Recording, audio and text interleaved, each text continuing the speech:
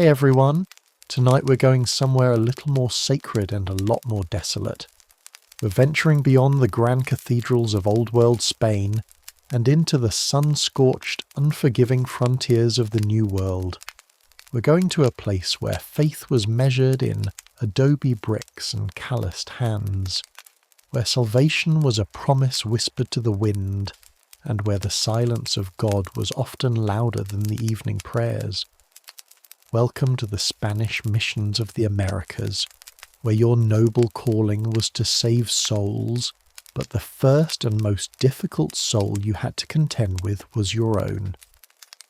So before you get comfortable, take a moment to like the video and subscribe, but only if you genuinely enjoy what I do here, and let me know in the comments where you're tuning in from and what time it is for you. It's always fascinating to see who's joining us from around the world. Now dim the lights, let your mind wander, and allow the gentle rhythm of my voice to lull you towards sleep. Maybe settle in, pull your blanket a little closer, and let's ease into tonight's journey together.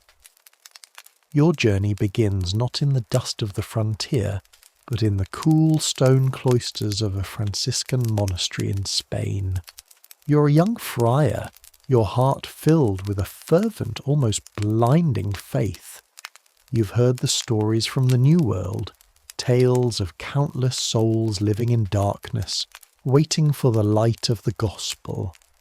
You believe with every fibre of your being that your purpose, your divine calling, is to bring them that light. You volunteer for the missions, an act of immense piety and self-sacrifice. Your brothers in the monastery praise your courage. You imagine building a beautiful church, teaching happy converts, and creating a perfect little piece of Christian utopia in the wilderness. This noble, romantic vision is what propels you forward. It will not survive the journey. First comes the Atlantic crossing. You are packed into the dark, cramped hold of a Spanish galleon, a space you share with soldiers, colonists, and livestock. The voyage is a 2-month-long ordeal of suffering. The food is the familiar, wretched fare of hardtack and salted meat. The water turns foul within weeks, and the seasickness is a constant churning misery. You are a man of God, but the ocean does not care. You spend weeks lying on a rough pallet, your stomach heaving, your prayers for solid ground lost in the groan of the ship's timbers and the roar of the wind. Disease sweeps through the crowded conditions. You watch men die of fever, their bodies unceremoniously wrapped in a sail and dropped into the deep. You administer last rites, your own faith tested by the sheer indifferent cruelty of the sea. By the time you finally reach the port of Veracruz in New Spain, you are gaunt, weak, and have already had your first hard lesson. The world is much larger and more merciless than you ever imagined in your quiet Spanish monastery. But your journey is far from over. Your assignment is to a remote frontier mission, perhaps in the arid lands of Texas or the deserts of Alta California. This requires another long, arduous trek, this time overland. You travel for weeks, sometimes months, with a small caravan of soldiers and mules. You walk through a landscape that is alien and intimidating. The heat is oppressive, the terrain is rugged, and the wildlife is unfamiliar and often dangerous. You learn to sleep on the hard ground, to ration your water, and to be constantly vigilant. This is not the gentle, rolling countryside of Spain. This is a vast, empty wilderness that seems to swallow all sound, a place where you feel profoundly and utterly alone. When you finally arrive at the site of your future mission, there is nothing there. There is no town, no church, no shelter. There is only dust, scrub brush, and an immense, intimidating silence. The romantic vision you once held is now a distant memory, replaced by a stark and overwhelming reality. Your work is just beginning. You are a man of the cloth, but on the frontier you must first be a man of labour. You're a construction worker, an engineer, and a bricklayer, all rolled into one. Your first task is to build the mission from the ground up, and you will do it with your own 2 hands. The primary building material is adobe. You spend your days under the hot sun, mixing dirt, water and straw with your bare feet until it forms a thick, heavy mud.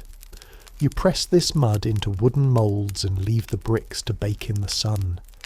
It is back-breaking, monotonous work. Your friar's robes are caked in mud, your hands are cracked and bleeding, and your back screams in protest.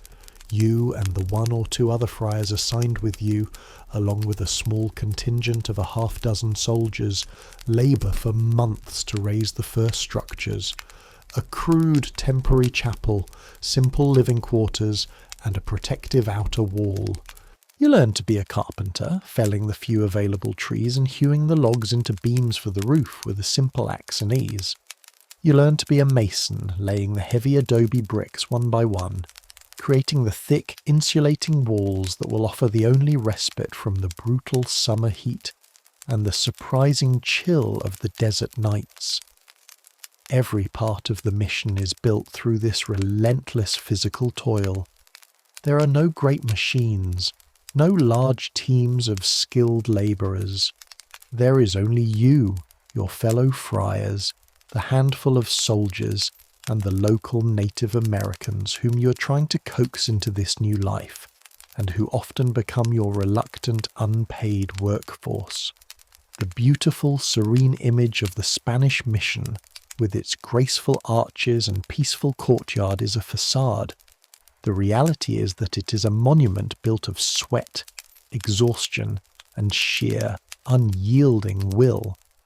Your day is governed not by inspiration, but by the rigid, unwavering rhythm of the mission bells. You rise before dawn for matins and lauds, the first prayers of the day, held in your small, dark, and often cold chapel. After a meagre breakfast of atola, a thin corn gruel, the day's labour begins. You're not just a priest, you're a full-time farmer. The mission's survival depends on its ability to become self-sufficient. You must clear the land of rocks and thorny brush, a thankless and painful task. You must dig irrigation ditches or sequoias to bring water from the nearest river or stream to your fields. You spend long hours under the sun, tending to the crops you have brought from the old world, wheat, grapes, olives, and learning to cultivate the crops of the new world, maize, beans, and squash.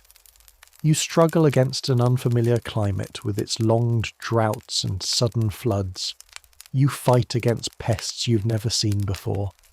A single failed harvest could mean starvation for everyone at the mission. You are also a rancher. The missions were the first great cattle ranches of the American West. You are responsible for a growing herd of cattle, sheep, and goats.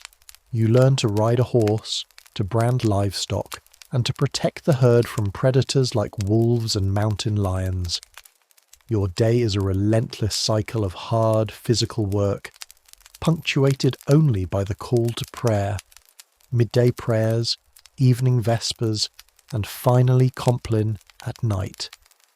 There is no rest, no leisure. Your life is a pendulum swinging between spiritual duty and the brutal physical demands of survival on the frontier. You are a man of God performing the labour of a beast of burden. The central purpose of your existence here, the very reason for your sacrifice, is the conversion of the local indigenous peoples. This is your sacred mission. But you quickly discover that it is the most difficult and heartbreaking task of all. Your understanding of evangelism is based on a European model. You preach, they listen, they recognize the truth, and they convert. The reality is far more complex. The native peoples you encounter have their own ancient and deeply rooted spiritual beliefs. their own complex societies, and their own languages. They do not see the world as you do. To them, your talk of a single, distant God, of original sin, and of a man who died on a cross is alien and often nonsensical. Your primary tool for attracting them to the mission is not theology, it is survival. You offer them food, a more reliable source of sustenance than their traditional hunting and gathering, which is being disrupted by the Spanish presence. You offer them protection from their traditional enemies, like the Apache or Comanche, who often raid their villages. Slowly, families begin to settle near the mission, drawn in by these practical advantages. But once they are there, they are expected to enter a new world, one of rigid discipline and forced labour. They are expected to abandon their old ways, to attend Mass daily, to learn the catechism in Spanish, and to work in the missions fields and workshops. You see this as saving their souls. They often see it as a form of imprisonment. The cultural clash is immense. You try to teach them monogamy, a concept foreign to some tribes. You try to make them wear woolen clothes in the scorching heat. You punish them for practicing their traditional rituals, which you view as devil worship. There are moments of connection and apparent success. You baptize converts, you teach children their prayers, and you see a community beginning to form. But there is always a current of resistance. Some run away, fleeing back into the wilderness. Others practice their old religion in secret. You're in a constant struggle, your faith and patience tested daily by the profound chasm of understanding between your world and theirs. And then comes the great unseen tragedy of your work, disease. You and the other Europeans have brought with you illnesses to which the native peoples have no immunity. Smallpox, measles, and influenza sweep through the mission communities like a wildfire. The very people you've gathered together to save are now dying in catastrophic numbers. You are living in the epicenter of a demographic collapse. You watch as entire families are wiped out. You baptize a child in the morning and you bury it by evening. The mission church becomes a hospital, and the mission graveyard fills at an alarming rate. You're a healer of souls, but you are an unwitting harbinger of death. The irony is crushing. How do you preach of a loving God in a place so filled with suffering, a suffering that you yourself have brought? The doubt begins to creep in, a cold shadow in the back of your mind. Is this God's will, or is it a terrible, catastrophic mistake? Your life is one of profound and crushing loneliness. You're often one of only 2 or 3 friars, surrounded by a handful of soldiers you barely trust, and a native population you barely understand. You're thousands of miles and an ocean away from your home, your family, your monastery. A letter from Spain can take a year or more to reach you if it arrives at all. You are culturally and spiritually isolated, a tiny island of old world faith in a vast and indifferent new world. You have no one to share your deepest fears and doubts with. You confess your sins to your fellow friar, who then confesses his to you. You are locked in a small, closed circle of shared hardship and quiet desperation. You miss the sound of the rain in Spain, the taste of familiar food, the intellectual companionship of your brothers in the monastery. The vibrant, complex world you sought to convert remains stubbornly alien to you. The silence of the desert nights is immense, a void that can swallow your prayers whole.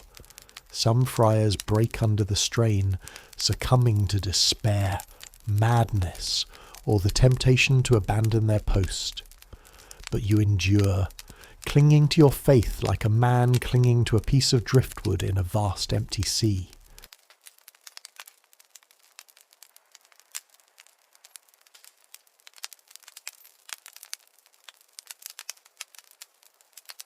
Your world is small, nestled in a valley carved between ancient sleeping giants.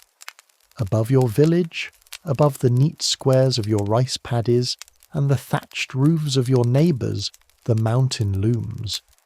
It is not merely a feature of the landscape. It is the landscape.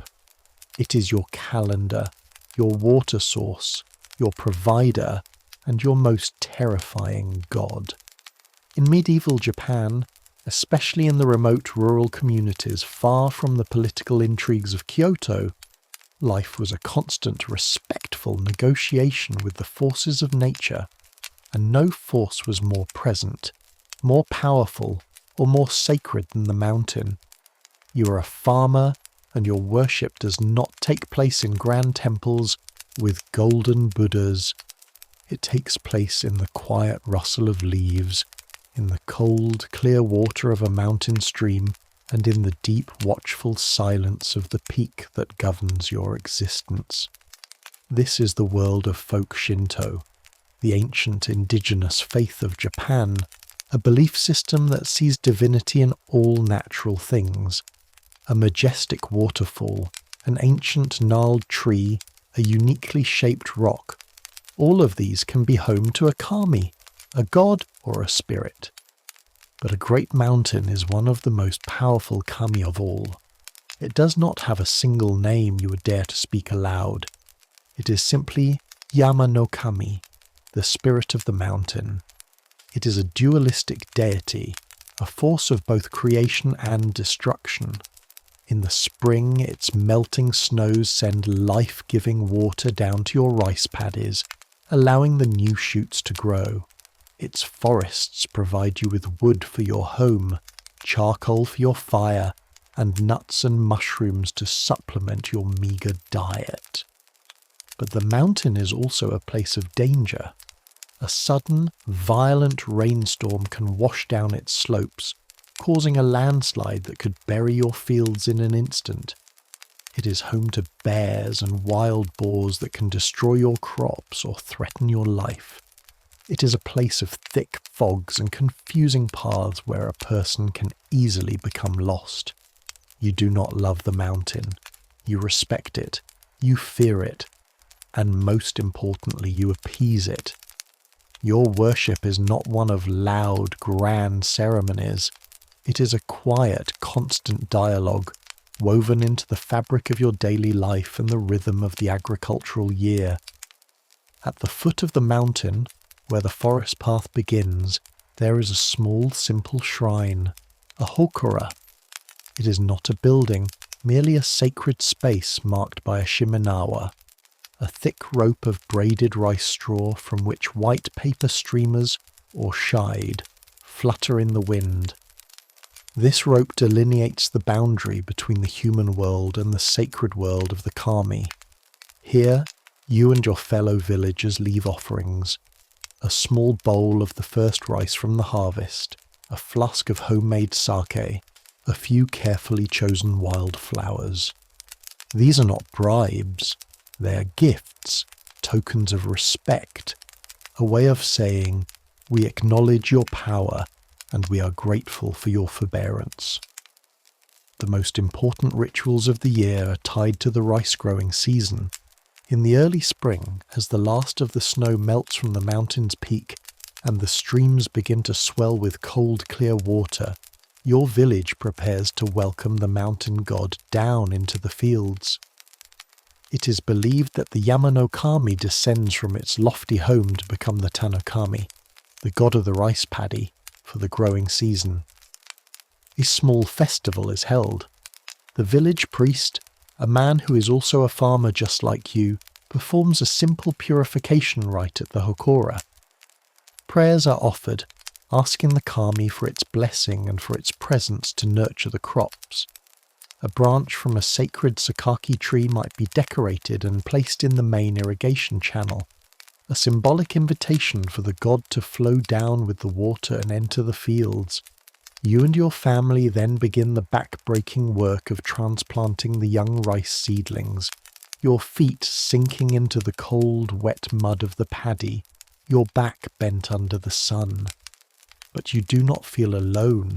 You are working under the watchful eye of the Tanokami, a divine partner in the struggle for a good harvest.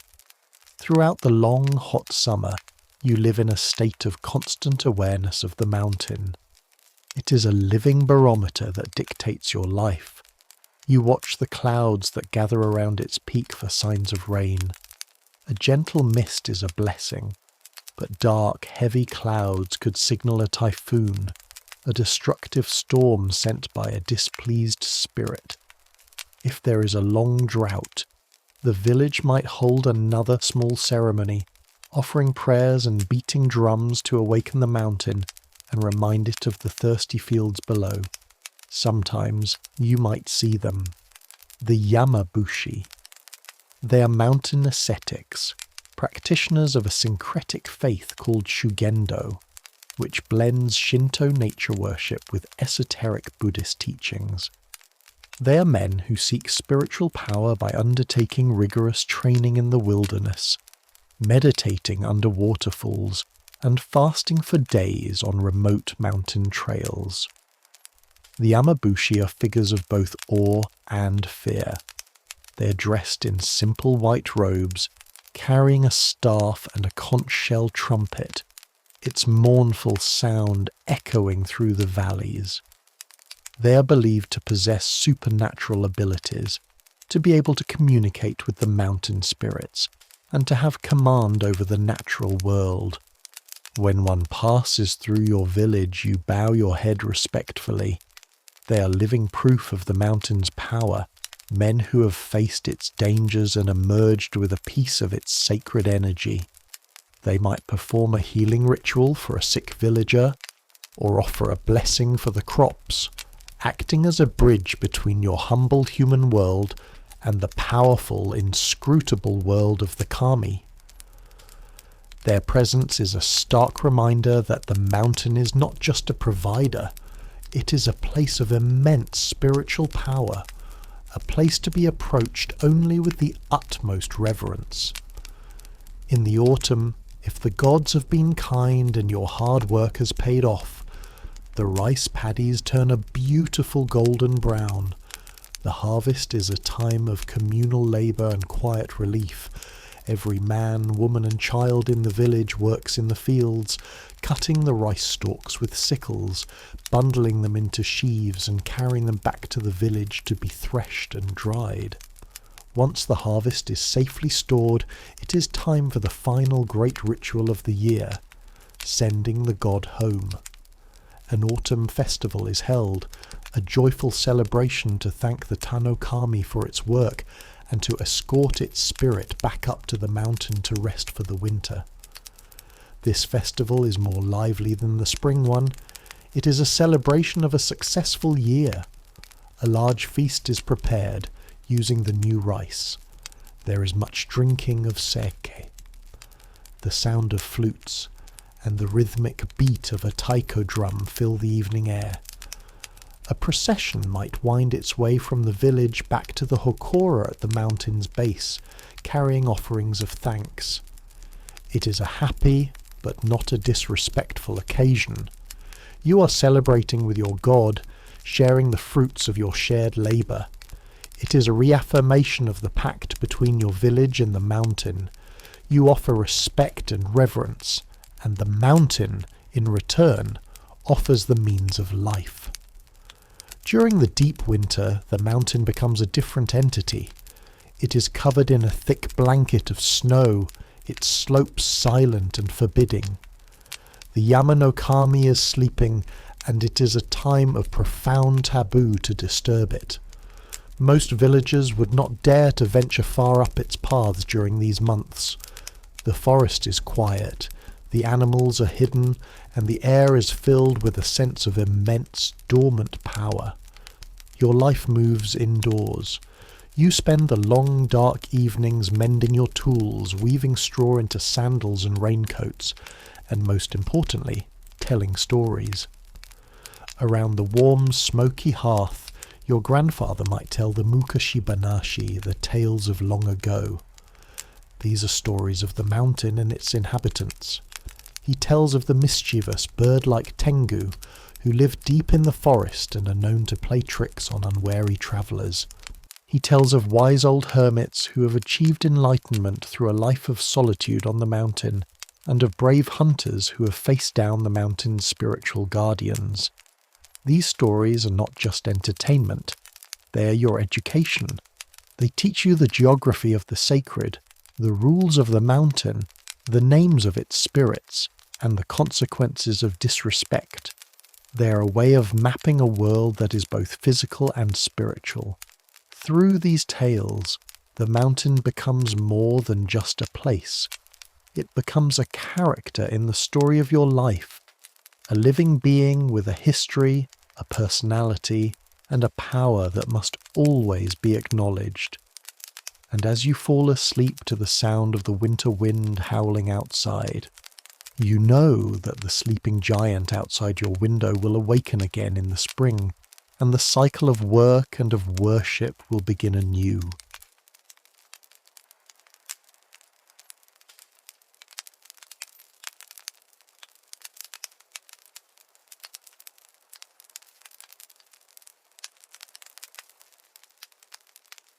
Your world is made of two things, sand and camels. From the moment you were born into your Bedouin tribe, these have been the twin realities that govern your existence.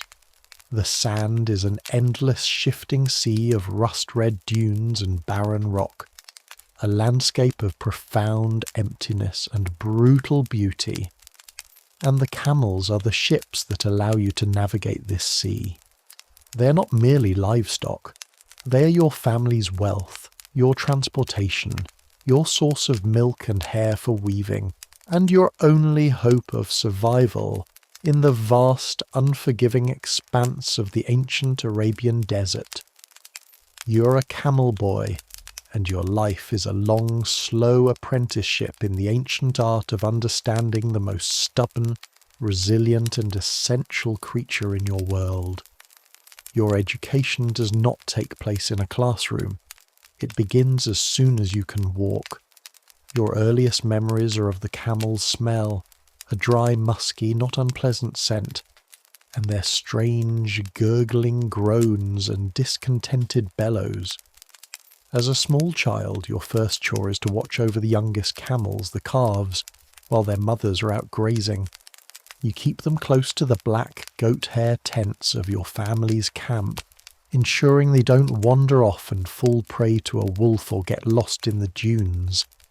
You learn to recognize each one, not by a brand, but by its personality. This one is curious and prone to mischief. That one is shy and nervous. You learn their language of grunts, snorts, and sighs. As you grow older, your responsibilities deepen. You learn from your father and your uncles, men whose faces are lined and leathery from a lifetime under the sun. They teach you the essential skills passed down through generations.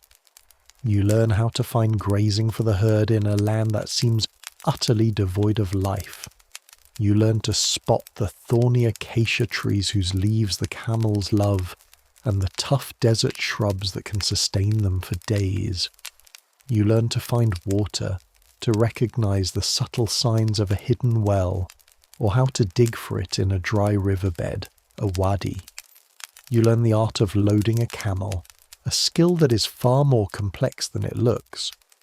The weight of the packs must be perfectly balanced, lest the camel refuse to stand or, worse, develop sores on its back. You learn the specific, intricate knots used to secure the baggage.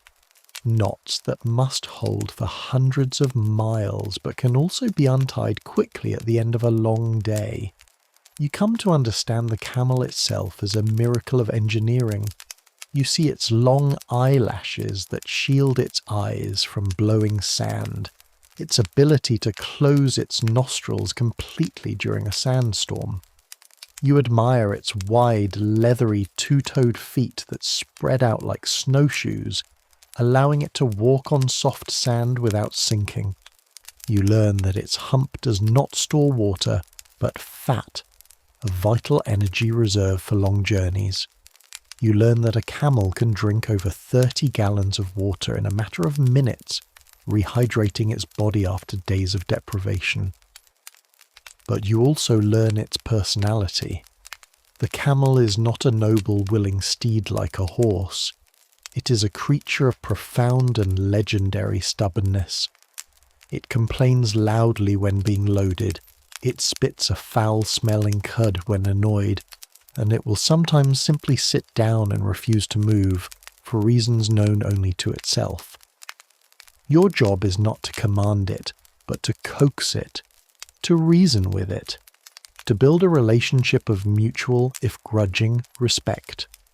You have a specific camel that is your charge, and your bond with it is one of the most important relationships in your young life. All of this training, all of these small daily duties, are preparation for the ultimate test of your skills and endurance, the Great Caravan. This is the lifeblood of your world. For centuries, the tribes of Arabia have controlled the great trade routes, particularly the incense route, a legendary path that carries precious goods from the kingdoms of southern Arabia, like Sheba, to the great markets of the Mediterranean world. The most valuable of these goods are frankincense and myrrh, aromatic resins harvested from trees in what is now Yemen and Oman. These were worth more than their weight in gold, demanded by temples in Egypt, Rome and Persia for their religious ceremonies. Your tribe is part of this grand enterprise, and as a boy on the cusp of manhood, it is time for you to join your first long-haul caravan. The preparation is a monumental undertaking. Hundreds, sometimes thousands of camels are gathered from various clans. They're checked for health and strength. The goods are packed and loaded, not just the precious incense, but also spices from India, silks from the East, and ivory from Africa, all of which have arrived in the southern ports by sea. Your role in this vast moving city is humble but essential. You're not a guard or a merchant. You're a tender of the animals. Your job is to walk. You do not ride. Riding is reserved for the caravan master, the merchants, and the armed guards. You and the other camel boys walk alongside the camels, your feet sinking into the hot sand for the entire duration of the journey. A day on the trail is a study in monotonous, grueling rhythm. You wake before dawn in the deep cold of the desert night. The first task is to round up the camels, which have been allowed to graze on the sparse vegetation, and prepare them for loading.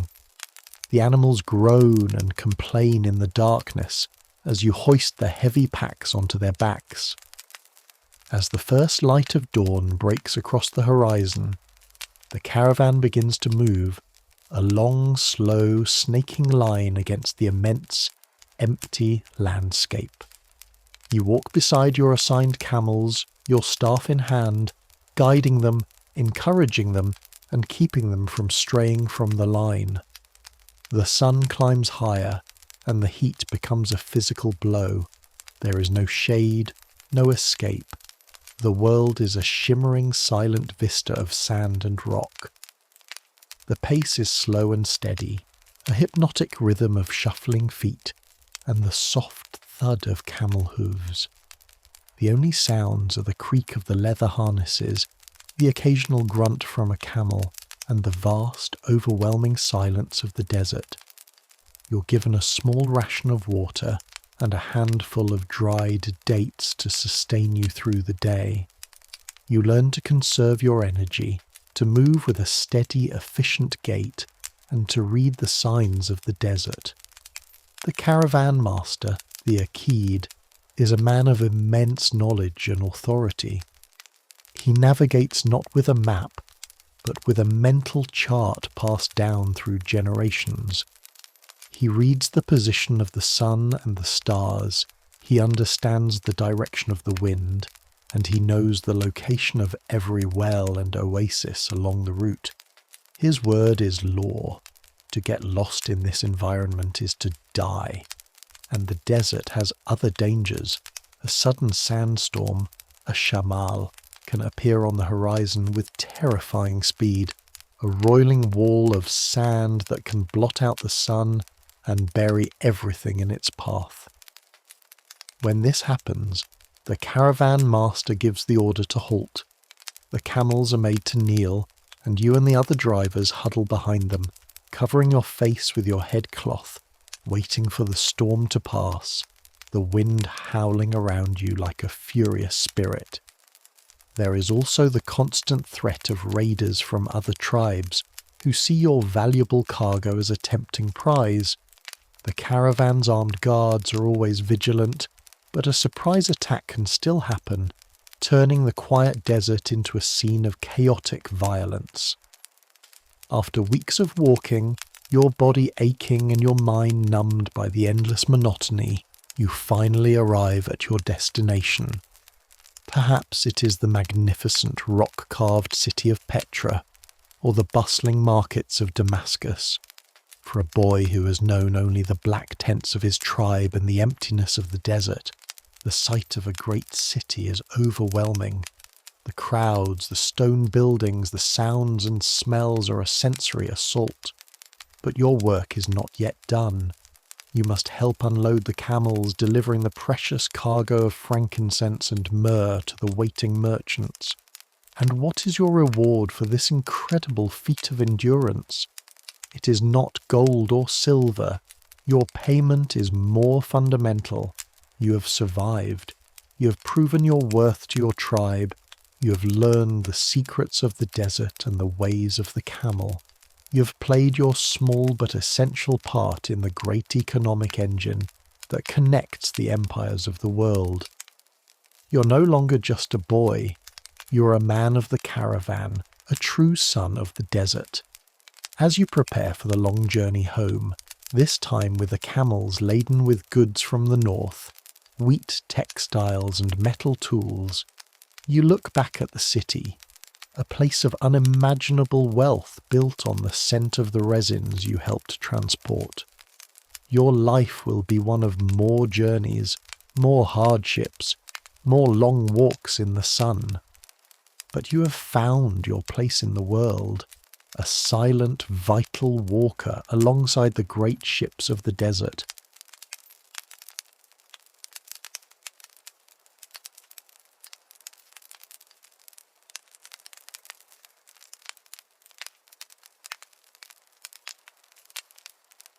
In the final, glittering years of the 18th century, the air in France was thick with two things: the scent of bread and the heady perfume of revolution. It was the age of enlightenment, a time when reason, science, and a belief in human progress were challenging the ancient foundations of monarchy and religion. Humanity, it seemed, could solve any problem, unlock any mystery, and reshape the world in its own image. And in the midst of this intellectual ferment, two brothers, paper manufacturers from the provincial town of Annonay, accomplished something that had, until then, belonged only to the realm of gods and myths. They made humanity fly. The story of the first balloonists is not just one of scientific invention. It is a tale of daring, of spectacle, and of how a beautiful dream of ascending to the heavens was quickly harnessed by the grim, earthly realities of war and revolution. The brothers were Joseph Michel and Jacques-Étienne Montgolfier.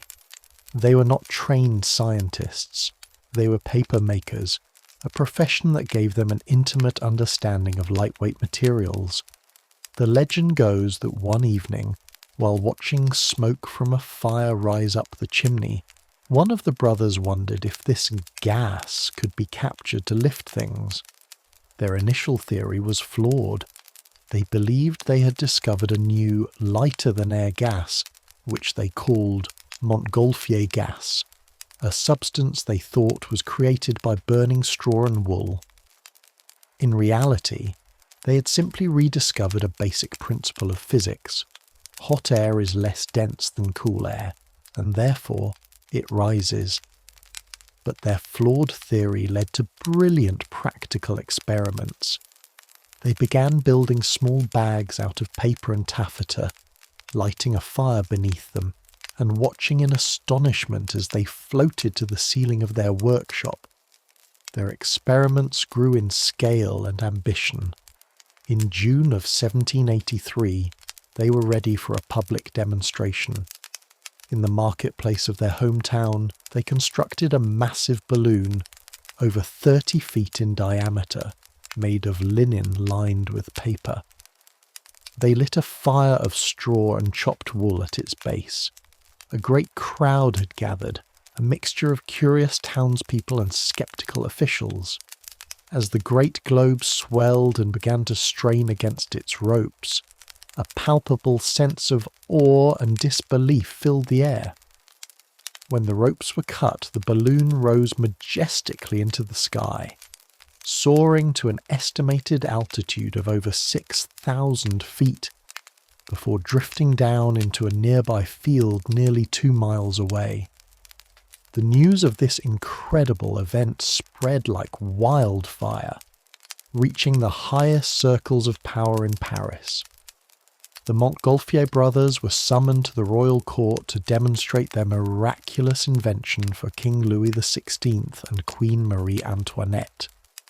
The demonstration at the Palace of Versailles in September 1783 was a spectacle of immense proportions.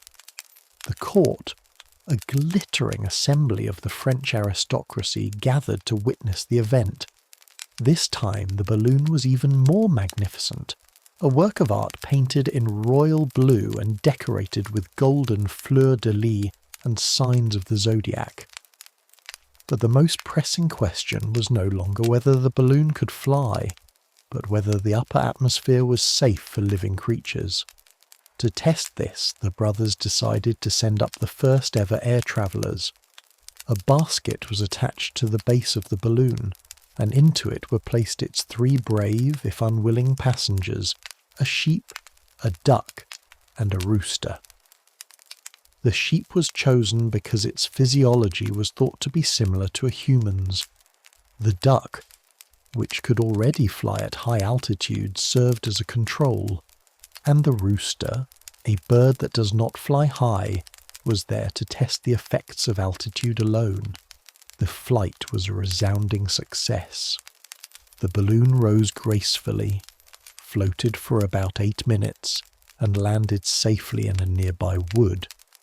The animal astronauts were found unharmed, though the rooster reportedly had a slightly injured wing, which was blamed on a kick from the sheep. The age of flight had begun, not with a human hero, but with a barnyard crew. With the safety of the upper air seemingly confirmed, the next logical step was a manned flight. The man chosen for this historic and incredibly dangerous endeavour was Jean-François Pilat de Rosier, a daring physicist and chemist. He was joined by an infantry officer, the Marquis d'Arlande, whose military calm was thought to be a good balance to de Rosier's scientific enthusiasm. On November the 21st, 1783, from the gardens of the Château de la Muette on the outskirts of Paris, their balloon was prepared. It was another magnificent Montgolfier creation, but this time a circular gallery was built around the base, where the 2 men could stand. In the centre was a brazier, a metal basket of burning embers that they would have to constantly stoke with straw to keep the air in the balloon hot. This was the critical flaw of the hot air design. The fire was not just the engine. It was a constant open flame just inches away from a highly flammable paper and cloth envelope. Nevertheless, they ascended.